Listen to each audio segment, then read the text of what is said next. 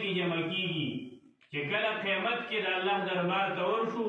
نو بیا به زمونږ ښه او زمونږ بد دا زما او ستا مخې ته شي او چې کله انسان ته د هغه عملنامه مخې ته شي او د ده د ژوند ټول کړه ته مخې ته شي نو بیا به ارمان کوي قیامت کې به وایي یا لیتنی قدمت لحیاتي ای ارمان ارمان چې دې ژوند له مې تیارې کړې وې او دې ژوند له مې څه مخکې رالیږلې وې هلته به حیات او ژوند صرف د آخرت ژوند ته ووایي یا لیتنی قدمت لحیاتي ای ارمان ارمان چې دې ژوند له مې څه رالیږلې وې د آخرت له مې تیارې کړې وې او دلته مې څه رالیږلې وې د آخرت زندگی او د آخرت کور زما او ستا د همیشه پاتې کېدو ځای دی ابو درداء رضی الله تعالی عنہ یو ډېره ښکلې واقعه ده مفسرینو نقل کړې ده ابو درداء رضی الله تعالی عنہ خواله یو مېلمه راغی چې کله د ابو درداء رضی الله تعالی عنہ سره کور کې مېلمه شو نو د ابو درداء رضی الله تعالی عنہ دې کور ته ګیر چاپېره وکاته راوکاته په کور کې هېڅ شی په نظر رانل مېلمه ورته وایي دې کور کې خو یې څه شی نشته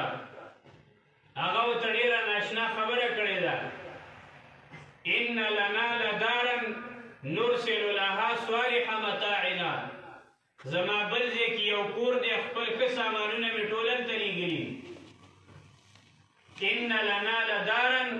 نرسل لها صالح متاعنا ما بل ځای کې یو کور دی خپل هر څه مې ټول هلته لېږلي د هغه مېلمه خیال دا راغی چې راته ښکاري بل ځای کې کور جوړ کړی دی هلته به کډه وړي نو چې کله انسان د یو کور نه بل کور ته کډه وړي نو په قلار قلار د دې کور نه کډه سپکوي هلته وړي نو هغه ورته مېلمه ورته بیا یو خبره وکړه وایي دلته خو هم څه پکار و چې دې کور کې یې څه پرېښي دی هغه ورته فرمایي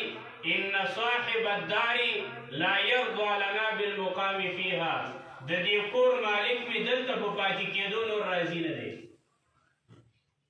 د دې کور مالک مې نور دلته په پاتې کېدو باندې خوشحاله نه دی د کور مالک راله خبر راکړی دلته مې نور نه پرېږدي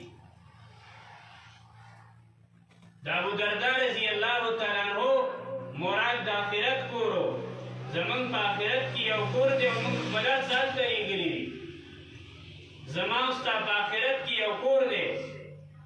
د دې دنیا نه به خپل هلته نقل کوو هلته به لېږو هغه د همیشه پاتې کېدو ځای دی هغه د همیشه اوسېدو ځای دی د مؤمن بنده لپاره اصل ځای چې د مؤمن به ټوله توجه او ټول نظر د آخرت په قرباني د آخرت زندگی ده داسې زندگی را روانه ده چې نه ختمېدو واله زندگی ده د هغې لپاره تیاری دی